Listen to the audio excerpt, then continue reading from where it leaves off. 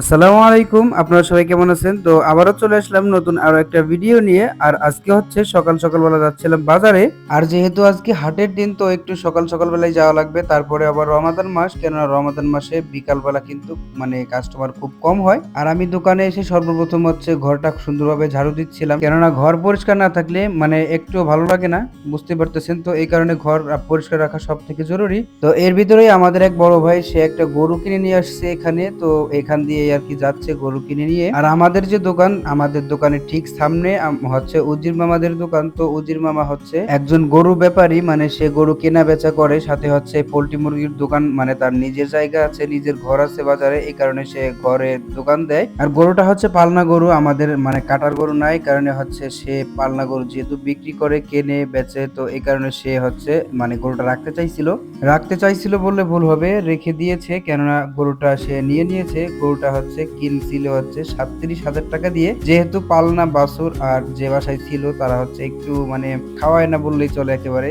দেখেন সকালবেলা নিয়ে এসছে গরুটা, কিছুই খাওয়ায় নাই, ওর পেটে কিছুই নাই। একটা জিনিস খেয়াল করলে হয়তো বা বুঝতে পারবেন যে মানে তারা কিরকম খাওয়ায় গরুকে সকালবেলা বিক্রি করবে বা দেখাবে। তো গরুটাকে একটু পেট ভরে খাওয়ালে কিন্তু গরুর মানে একটু বেশি দেখা যায় মাংস শরীরে, সেটা কিন্তু তারা বোঝে না বা খাওয়াই নাই, বুঝতে পারতেছেন কি একটা অবস্থা। তো অবশেষে গরুটা 45,000 টাকায় মানে দিয়ে দিল। প্রথমে বলছিল সে কিনছেই নাকি 48,000 টাকা দিয়ে। তো বুঝতে পারতেছেন ব্যবসার মূল নীতি হচ্ছে বর্তমানে এটা, মিথ্যা কথা না বললে নাকি ব্যবসায়ী হয় না। তো যাই হোক, এরপরে 45,000 টাকা সে দিয়ে দিছে। আর বাছুরটা কিনে মোটামুটি খারাপ হয় নাই, কেননা বাছুরটা কিন্তু অনেক সুন্দর খায়, সেটা হয়তো কি আপনারা দেখেননি।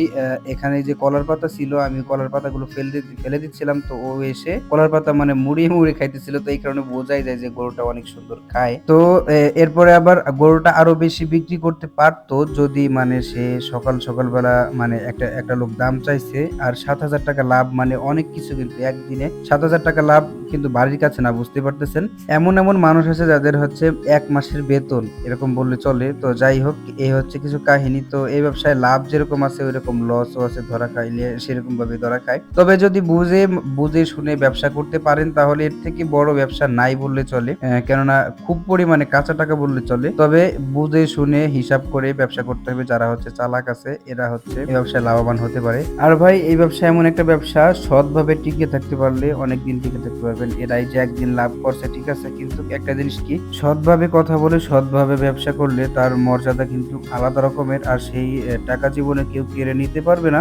আরেকটা জিনিস সবসময়ের জন্য খেয়াল রাখবেন, যারা হচ্ছে গরু পালন পোষণ করার জন্য গরু কেনেন, বা হচ্ছে গরু কাটার জন্য হোক, যে জন্যই হোক, গরুগুলো দেখে কিনবেন। আর হচ্ছে যারা কিনবেন তারা একটু কদর করবেন, কেননা অনেকেই কিন্তু এরকম আছে যারা হচ্ছে গরু কেনার পরে দেখা যায় অবহেলা করেন, কষ্ট হইলে পরে লসে গরুটাকে বিক্রি করে দেন। তো এই জিনিসগুলো করা যাবে না। যদি মনে করেন যে কষ্ট করতে পারবেন, আগের থেকে প্রিপারেশন নিয়ে নেন। যদি কষ্ট করতে পারেন আপনি, তাহলে ব্যবসা করতে আসেন বা এই গরুর খামার করতে আসেন।